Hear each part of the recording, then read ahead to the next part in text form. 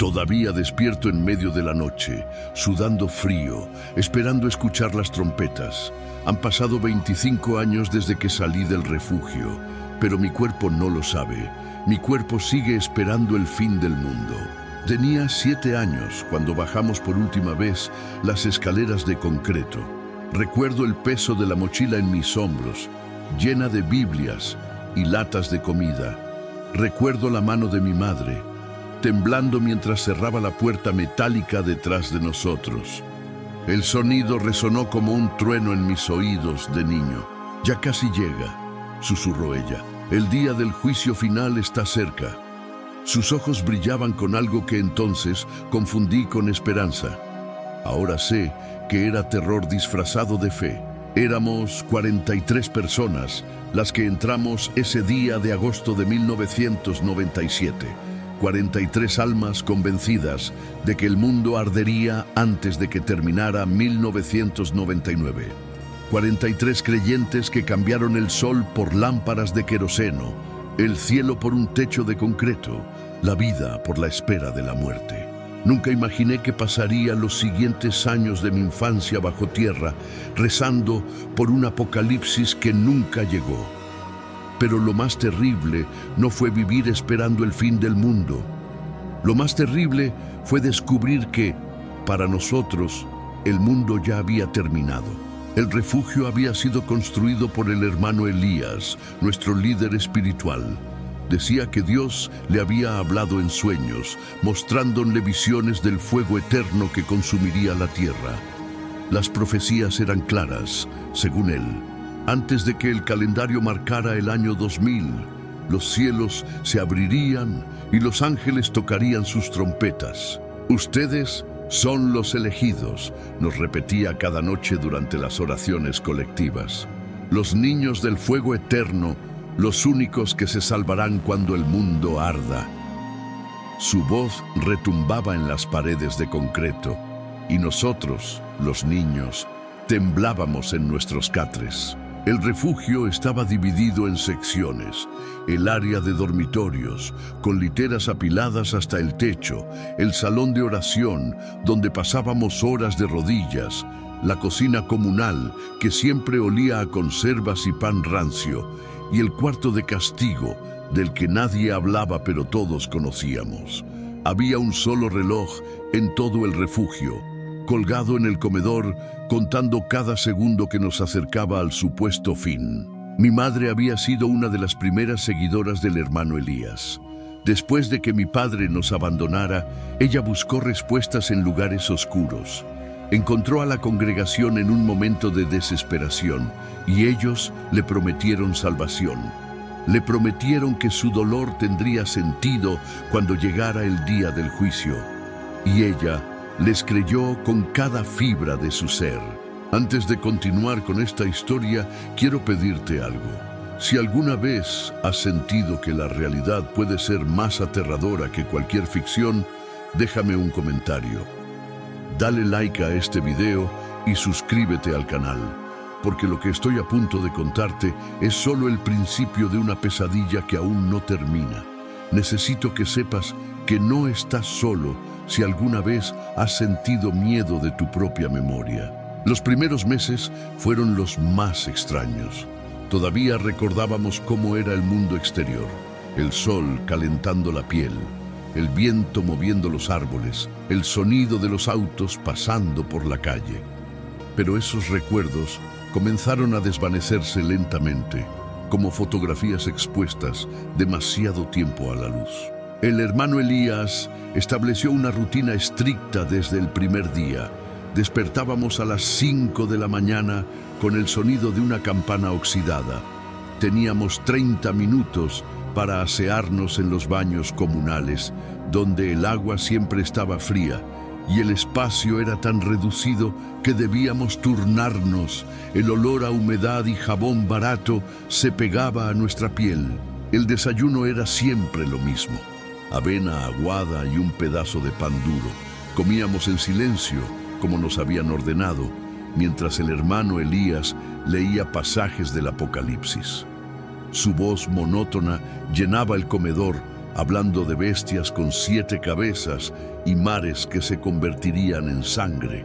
Yo masticaba despacio, tratando de que la comida durara más tiempo. Después del desayuno comenzaban las clases, pero no eran clases normales. No aprendíamos matemáticas ni ciencias. Aprendíamos a identificar las señales del fin del mundo. Memorizábamos profecías. Estudiábamos cada versículo que hablara de destrucción y castigo divino. Los niños más pequeños, como yo, también debíamos aprender a sobrevivir en el mundo post-apocalíptico que vendría después del fuego. El conocimiento mundano no les servirá de nada cuando los cielos ardan, decía la hermana Ruth, nuestra maestra. Era una mujer delgada, de ojos hundidos, que siempre vestía de negro. Lo único que necesitan saber es cómo mantenerse puros para cuando llegue el momento de la salvación. Las tardes estaban dedicadas al trabajo. Los adultos mantenían funcionando los generadores eléctricos y cuidaban las reservas de comida. Los niños más grandes ayudaban con la limpieza y la cocina. Los más pequeños, como yo, teníamos que copiar versículos bíblicos una y otra vez en cuadernos grises. Mis dedos siempre estaban manchados de tinta y tenía callos de tanto escribir. Mi madre había cambiado desde que entramos al refugio. Rara vez me miraba a los ojos. Pasaba horas rezando en el salón de oración, susurrando palabras que yo no podía entender. Cuando intentaba hablar con ella, me decía que guardara silencio, que cada palabra innecesaria era un pecado que podría condenarnos. Había otros niños en el refugio, pero no podíamos jugar. El hermano Elías decía que el juego era una distracción del diablo, una manera de hacernos olvidar la gravedad de lo que estaba por venir. A veces, cuando los adultos no miraban, intercambiábamos miradas con los otros niños. En esos segundos robados, veía mi propio miedo reflejado en sus ojos. Por las noches, nos reuníamos todos en el salón de oración. Era el momento más largo del día, 3 horas de rodillas sobre el piso de concreto frío. Cantábamos himnos que hablaban de fuego purificador y juicio divino. El hermano Elías entraba en trances durante los cuales gritaba que podía ver el futuro, que veía las llamas consumiendo ciudades, que escuchaba los gritos de los condenados. Yo cerraba los ojos con fuerza durante esos momentos, tratando de no escuchar, pero sus palabras se filtraban de todas formas, grabándose en mi mente como hierro candente. Me imaginaba el mundo ardiendo, a las personas que habíamos dejado atrás consumiéndose en las llamas, y me sentía culpable por estar a salvo mientras ellos sufrían. Antes de dormir, teníamos que confesar nuestros pecados del día. El hermano Elías se paseaba entre las literas y cada uno debía decir en voz alta qué había hecho mal. Yo siempre confesaba cosas pequeñas: haber pensado en el mundo exterior, haber sentido hambre durante las oraciones, haber deseado que llegara la hora de dormir. Pero nunca confesaba el mayor pecado de todos, que empezaba a dudar de que el fin del mundo fuera realmente a llegar. El reloj del comedor se convirtió en nuestro mayor tormento. El hermano Elías había calculado que el día del juicio final sería exactamente el 31 de diciembre de 1999 a la medianoche. Faltaban 2 años cuando entramos al refugio. 730 días, 17.520 horas, 1.051.200 minutos. Cada día, después del desayuno, el hermano Elías actualizaba el contador en un pizarrón junto al reloj. Escribía con tiza blanca números que iban disminuyendo. 729 días para la salvación, 728 días para el fuego purificador. Los números se hacían más pequeños, pero el tiempo parecía estirarse eternamente en ese agujero de concreto. Comenzaron las visiones. O eso decía el hermano Elías. Cada vez con más frecuencia entraba en estados de éxtasis durante las oraciones. Su cuerpo se convulsionaba, su boca echaba espuma y gritaba descripciones detalladas del apocalipsis que nos esperaba. Hablaba de ríos de fuego, de montañas que se derrumbaban, de bestias que salían del mar. «¡Lo veo!», gritaba con los ojos en blanco. «Veo las trompetas doradas, veo a los ángeles descendiendo con espadas de fuego. El mundo exterior ya está muriendo, puedo sentir el calor de las llamas». Los adultos lloraban y gemían, golpeándose el pecho. Los niños nos abrazábamos unos a otros, aterrorizados. Mi amigo Daniel, un niño de 9 años que había entrado al refugio con su familia, empezó a tener pesadillas. Lo escuchaba gritar por las noches desde su litera. Soñaba que el fuego entraba al refugio, que las paredes se derretían, que las trompetas sonaban tan fuerte que sus oídos sangraban. La hermana Ruth le decía que eran visiones divinas, que Dios lo estaba preparando. Las raciones de comida comenzaron a reducirse. El hermano Elías explicó que debíamos conservar las provisiones para después del apocalipsis, cuando tendríamos que repoblar la tierra. Pero yo sospechaba que habían calculado mal cuánta comida necesitarían 43 personas durante 2 años. El hambre se convirtió en nuestro compañero constante. Algunos adultos empezaron a cuestionar. Había un hombre llamado Roberto que preguntó si podía salir solo un momento para ver cómo estaba el mundo exterior. ¿Y si las profecías estaban equivocadas en las fechas?, sugirió tímidamente durante una cena. El silencio que siguió fue aplastante. El hermano Elías se levantó lentamente de su silla. «¿Equivocadas?», repitió con una voz peligrosamente suave. «¿Estás diciendo que Dios se equivocó? ¿Que las visiones que me ha enviado son falsas?». Roberto palideció y negó con la cabeza, pero ya era tarde. Esa noche lo llevaron al cuarto de castigo. No lo volvimos a ver durante 3 días. Cuando regresó ya no hacía preguntas. El cuarto de castigo era una celda pequeña, sin luz, donde te encerraban con nada más que una Biblia. Podías escuchar los gritos amortiguados de quienes estaban allí, rogando perdón. El hermano Elías decía que era necesario para purificar las almas débiles, para quemar la duda antes de que se propagara como una enfermedad. Yo desarrollé un ritual secreto. Cada noche, antes de dormir, contaba los ladrillos de la pared junto a mi litera. Siempre llegaba al mismo número, 243. Era mi manera de mantener la cordura, de tener algo constante en un mundo donde todo lo demás cambiaba. Contaba ladrillos y trataba de recordar cómo se sentía el sol en la cara. Mi madre dejó de reconocerme como su hijo. Comenzó a llamarme hermano como a todos los demás. Cuando intentaba abrazarla, se ponía rígida. «Las ataduras terrenales deben romperse», me explicaba con voz distante. «Cuando llegue el fin, no habrá madres ni hijos, solo almas puras que han sido salvadas». Yo tenía 8 años y acababa de perder a mi única familia. El hermano Elías estableció un sistema de purificación que se volvió cada vez más severo a medida que nos acercábamos al supuesto fin. Cualquier pensamiento que no estuviera centrado en las profecías era considerado una contaminación del alma. Cualquier expresión de individualidad era vista como rebelión contra Dios. Los ayunos se hicieron más frecuentes. Pasábamos días enteros sin comer, solo bebiendo agua, mientras el hermano Elías nos decía que estábamos fortaleciendo nuestro espíritu, pero yo solo sentía cómo mi cuerpo se debilitaba, cómo mis costillas empezaban a marcarse bajo la piel.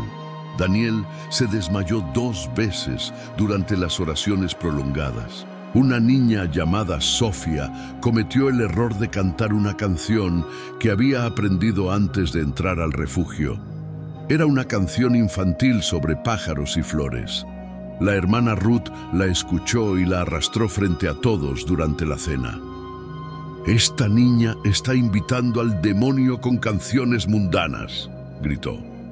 Sofía, que tenía apenas 6 años, lloraba desconsoladamente. El castigo fue brutal. Sofía tuvo que arrodillarse en el salón de oración durante 24 horas seguidas, sin comer ni dormir. Cada vez que sus ojos se cerraban, la hermana Ruth le echaba agua fría en la cara. Todos debíamos pasar por ahí y decirle por qué su pecado era grave, cómo había puesto en peligro nuestra salvación colectiva. Yo le susurré que lo sentía mientras pasaba, pero ella ya no parecía escucharme. Los adultos tampoco escapaban del sistema de purificación. Una mujer llamada Carmen fue descubierta escondiendo una fotografía de su hijo mayor, que había decidido no entrar al refugio. La fotografía fue quemada frente a todos. Los recuerdos del mundo condenado son cadenas que te atan al infierno, declaró el hermano Elías, mientras la imagen se consumía en llamas. Carmen gritó y trató de rescatar la fotografía del fuego. 2 hombres la sujetaron mientras ella sollozaba, repitiendo el nombre de su hijo una y otra vez. Esa noche, ella también fue llevada al cuarto de castigo. Cuando salió, 3 días después, ya no hablaba. Se movía como un fantasma, los ojos vacíos, obedeciendo órdenes sin cuestionamientos. El hermano Elías comenzó a tener revelaciones sobre quienes entre nosotros no eran suficientemente puros.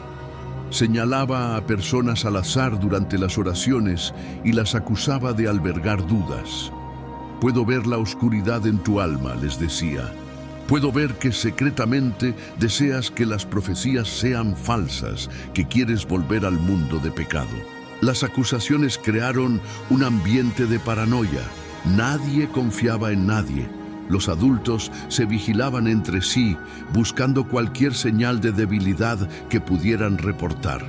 Los niños aprendimos a esconder cualquier emoción que no fuera devoción absoluta. Yo perfeccioné una máscara de fe inquebrantable, aunque por dentro me sentía cada vez más vacío. Un día, mi turno llegó. El hermano Elías me señaló durante la oración de la mañana. «Este niño», dijo con voz grave, «tiene el demonio de la duda dentro de él. Puedo verlo en sus ojos. Cuenta ladrillos en lugar de rezar. Su mente vaga hacia el mundo exterior en lugar de prepararse para la salvación». Mi corazón se detuvo. ¿Cómo lo sabía? Me llevaron al frente. Todos me miraban con una mezcla de lástima y alivio de que no fueran ellos. El hermano Elías colocó su mano sobre mi cabeza y comenzó a gritar oraciones en un idioma que no reconocí.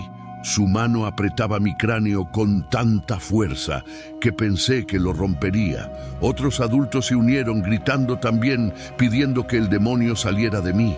La sesión de exorcismo duró horas. Me hicieron gritar que creía en las profecías, que deseaba el fin del mundo, que renunciaba a todos los pensamientos impuros. Grité hasta que mi voz se quebró, hasta que ya no sabía si las palabras que salían de mi boca eran realmente mías o solo lo que querían escuchar.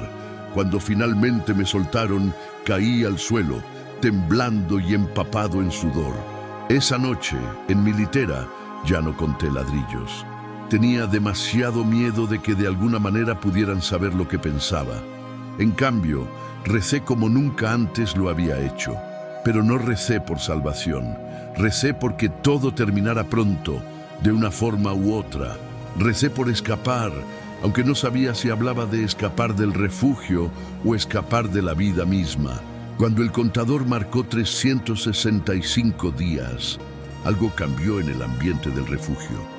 La tensión era palpable, como electricidad en el aire antes de una tormenta. El hermano Elías declaró que habíamos entrado en el año sagrado, el último año de la humanidad. Las oraciones se extendieron a 5 horas diarias. Los ayunos se hicieron semanales. «Pueden sentirlo, ¿verdad?», preguntaba el hermano Elías durante sus sermones cada vez más frenéticos. Pueden sentir cómo el mundo exterior se desmorona. Las profecías se están cumpliendo en este preciso momento. Las guerras, las plagas, los desastres, todo está sucediendo tal como fue predicho. Nosotros asentíamos, aunque no teníamos manera de saber qué estaba pasando realmente afuera. Daniel había dejado de comer casi por completo. Su cuerpo era tan delgado que parecía un esqueleto andante. Sus ojos se habían hundido profundamente en las cuencas. Una noche me susurró: espero que llegue pronto. Ya no quiero esperar más. Solo quiero que todo termine. Tenía 9 años y ya no le importaba vivir. Los generadores comenzaron a fallar con más frecuencia. A veces pasábamos días enteros en oscuridad casi total, solo con algunas velas y lámparas de queroseno. En esos momentos, el refugio se sentía como una tumba. Los niños llorábamos en la oscuridad y los adultos cantaban himnos con voces quebradas, tratando de ahuyentar el miedo. El hermano Elías anunció que Dios le había revelado que algunos de nosotros no llegaríamos al día del juicio final. Serán llamados antes, explicó con solemnidad. Dios los necesita para preparar el camino en el cielo para el resto de nosotros. Cuando Daniel murió 2 semanas después, nadie lo llamó inanición. Lo llamaron el primer ascenso. Enterramos a Daniel en una sección del refugio que habían convertido en cementerio improvisado. No era realmente enterrar, sino envolver su cuerpo diminuto en sábanas y colocarlo en un nicho sellado en la pared de concreto. El hermano Elías dijo que cuando llegara el día del juicio, Daniel se levantaría primero entre todos nosotros. Yo miré su cuerpo envuelto y supe que mi amigo simplemente había muerto de hambre. Más personas comenzaron a enfermarse. La falta de sol, la mala nutrición, el aire reciclado constantemente, todo conspiraba contra nuestros cuerpos. Pero el hermano Elías interpretaba cada enfermedad como una prueba divina. Los enfermos eran aislados y sometidos a sesiones de oración intensas en lugar de recibir atención médica básica. Mi madre fue una de las enfermas. Desarrolló una tos terrible que no la dejaba dormir. Su piel se volvió gris, casi transparente. Pero cuando traté de convencer a la hermana Ruth de que necesitaba ayuda, me dijo: tu madre está siendo purificada por el fuego interno de Dios. Es un regalo, no una enfermedad. Yo la veía consumirse día a día y no podía hacer nada. A medida que los meses pasaban, el hermano Elías se volvió más errático. A veces desaparecía durante días en una sección privada del refugio. Cuando reaparecía, sus ojos estaban inyectados en sangre y hablaba de visiones cada vez más elaboradas. Describía batallas celestiales, ángeles con espadas de fuego, demonios arrastrándose desde el infierno. Sus seguidores bebían cada palabra. Los últimos 6 meses fueron una cuenta regresiva hacia la locura colectiva. El hermano Elías ordenó que nos deshiciéramos de todas nuestras pertenencias personales. En el nuevo mundo no necesitarán nada del viejo, declaró. Quemamos ropa, fotografías, cualquier objeto que nos conectara con nuestras vidas anteriores. Yo vi cómo las llamas consumían el último dibujo que había hecho mi madre cuando yo era pequeño. Cuando el contador marcó 30 días, comenzaron los rituales de preparación final. Pasábamos todo el día y toda la noche en oración. Solo dormíamos 2 o 3 horas, en intervalos cortos. El hermano Elías nos hacía recitar las profecías una y otra vez, asegurándose de que cada palabra estuviera grabada en nuestras mentes. Yo las recitaba con los ojos cerrados, en un estado que estaba entre la vigilia y el sueño, entre la realidad y la pesadilla. El 31 de diciembre de 1999 amaneció como cualquier otro día en el refugio, excepto que no era un día cualquiera. Era el día que habíamos esperado durante 2 años y medio, el día del juicio final, el día en que el mundo ardería y nosotros, los elegidos, seríamos salvados. O eso nos habían prometido. El hermano Elías nos despertó antes del amanecer, aunque bajo tierra no había amanecer. Hoy es el día, gritaba mientras caminaba entre las literas. Prepárense, purifíquense. En unas horas escucharemos las trompetas. Los adultos se levantaron inmediatamente, algunos llorando de emoción, otros temblando de miedo. Los niños nos mirábamos entre nosotros sin saber qué sentir. No desayunamos. El hermano Elías declaró un ayuno total para el día más sagrado. Bebimos solo agua y pasamos directamente al salón de oración. Allí permanecimos durante horas, arrodillados, cantando, rezando. El reloj en la pared avanzaba lentamente. Yo lo miraba obsesivamente, viendo cómo las manecillas se movían hacia la medianoche. Mi madre estaba junto a mí, pero podría haber estado a kilómetros de distancia. Su mirada estaba perdida en algún punto más allá de las paredes de concreto. Sus labios se movían constantemente, susurrando oraciones. Traté de tomar su mano, pero ella la retiró suavemente. Pronto, me dijo, pronto estaremos en un lugar mejor. No supe si me estaba hablando a mí o a sí misma. A las 9 de la noche, el hermano Elías nos ordenó que nos pusiéramos nuestras ropas ceremoniales, túnicas blancas que habíamos cosido específicamente para este momento. Nos las pusimos en silencio. Parecíamos fantasmas moviéndonos en la luz tenue de las velas. El hermano Elías llevaba una túnica dorada y sostenía una Biblia antigua entre sus manos temblorosas. Cuando el reloj marque la medianoche, explicó con voz solemne, las trompetas sonarán. Primero, las escucharemos aquí, en nuestro refugio. Luego, las puertas del cielo se abrirán sobre nosotros. Puede que sientan calor, puede que sientan frío, puede que escuchen voces angélicas o puede que todo sea silencio, pero no teman. Cierren los ojos y entreguen sus almas a Dios. Las 2 últimas horas fueron las más largas de mi vida. El salón de oración estaba en completo silencio, excepto por el tic-tac del reloj. 43 personas contenían la respiración, esperando. Yo cerré los ojos con fuerza, tratando de imaginar cómo serían las trompetas. Serían fuertes, suaves, me dolerían los oídos. A las 11:45, el hermano Elías comenzó a contar en voz alta. 15 minutos para la salvación. A las 11:50. 10 minutos para el juicio final. A las 11:55. 5 minutos para la eternidad. Su voz se volvía más aguda con cada anuncio. Algunos adultos comenzaron a sollozar. Una mujer se desmayó. Nadie la ayudó. Estábamos todos paralizados esperando. 11:59. 1 minuto, susurró el hermano Elías. El silencio era absoluto. Podía escuchar mi propio corazón latiendo en mis oídos como tambores. Conté los segundos mentalmente. 59, 58, 57. Mi cuerpo entero temblaba. 30, 20, 10. Cerré los ojos tan fuerte que vi manchas de colores. 5, 4, 3, 2, 1.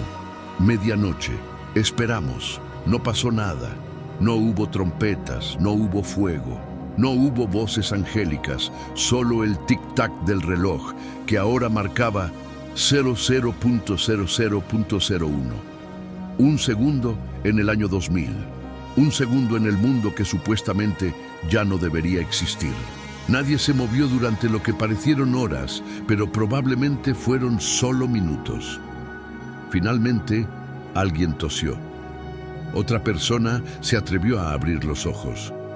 Lentamente, todos comenzamos a mirarnos unos a otros con confusión y terror crecientes. El hermano Elías estaba de pie frente al reloj, con la boca abierta, mirando la manecilla que seguía avanzando implacablemente.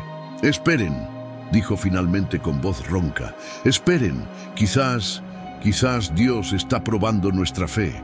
Quizás el juicio vendrá al amanecer. Sí, eso debe ser. El amanecer del primer día del nuevo milenio». Pero en su voz había algo que nunca había escuchado antes. Duda. Esperamos hasta el amanecer, y cuando el amanecer pasó, esperamos hasta el mediodía. Y cuando el mediodía pasó, el hermano Elías dijo que vendría al atardecer. Y cuando el atardecer pasó, dejamos de escucharlo. La ilusión se había roto como un espejo cayendo al suelo. Una semana después, alguien abrió la puerta del refugio. No recuerdo quién fue exactamente. Todos estábamos en un estado de shock. La luz del sol que entró nos cegó. Era tan brillante, tan cálida, tan real. Salimos uno por uno tambaleándonos como recién nacidos, protegiéndonos los ojos del mundo que supuestamente ya no debería existir. La vida había continuado sin nosotros. Los autos seguían pasando por las calles. Las personas caminaban con normalidad, ajenas al infierno que nosotros habíamos vivido bajo tierra. El mundo no había terminado, pero el nuestro sí. Habíamos perdido 2 años y medio de nuestras vidas esperando un apocalipsis que nunca llegó. Y esos años nos los robaron, junto con nuestra inocidad, nuestra fe y cualquier sentido de normalidad que alguna vez tuvimos. Han pasado 25 años, pero yo sigo esperando las trompetas. Cada noche, antes de dormir, mi cuerpo se tensa involuntariamente esperando escucharlas. He ido a terapia, he tomado medicamentos, he tratado de reconstruir mi vida, pero hay cosas que no se pueden reparar. Hay miedos que se graban tan profundo en el alma que se vuelven parte de quién eres. Mi madre murió 5 años después de salir del refugio. La enfermedad que desarrolló bajo tierra nunca la dejó. Pero creo que lo que realmente la mató fue la vergüenza. La vergüenza de haber arrastrado a su hijo a ese infierno. Nunca pudo perdonarse. Yo tampoco he podido perdonarla completamente, aunque lo intento cada día. El hermano Elías desapareció. Algunos dicen que se cambió de nombre y comenzó otra congregación en otro lugar. Otros dicen que se suicidó. Yo prefiero no saber. He aprendido que algunas respuestas no traen paz, solo más preguntas. Lo que sí sé es que hay personas como él en todas partes, esperando aprovecharse del miedo y la desesperación de los demás. Y siempre habrá personas como nosotros buscando respuestas en los lugares equivocados. Todavía cuento la drill.